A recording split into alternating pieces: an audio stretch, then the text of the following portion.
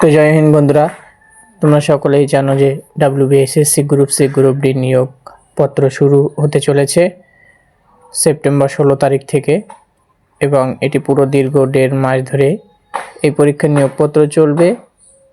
তো 31শে অক্টোবর পর্যন্ত group C group ডির ফর্ম ফিল আপ জারি থাকবে।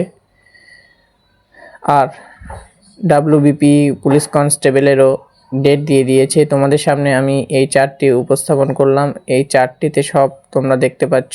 ডাব্লিউবি কনস্টেবল 30শে নভেম্বর থেকে এক্সাম শুরু হবে, এবং ডাব্লিউবি এসএসসি গ্রুপ সি 26শে অক্টোবর থেকে শুরু হবে, আর গ্রুপ ডি এর 2 নভেম্বর থেকে।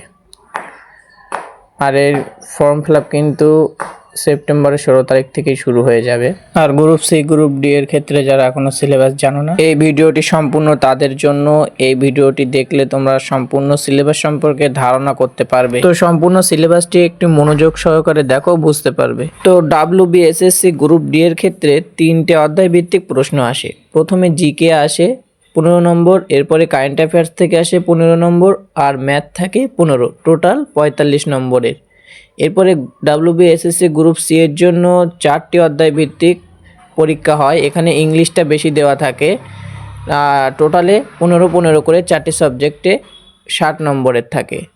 আর ডাব্লিউবিপি, এটা তো সকলেই জানো যে জিকে 25 নম্বরের থাকে, ইংলিশ 10 নম্বরের, এবং রিজনিং থাকে 25 নম্বরের, আর ম্যাথ থাকে 25, টোটাল 85 নম্বরের পরীক্ষা তোমাদের হয়।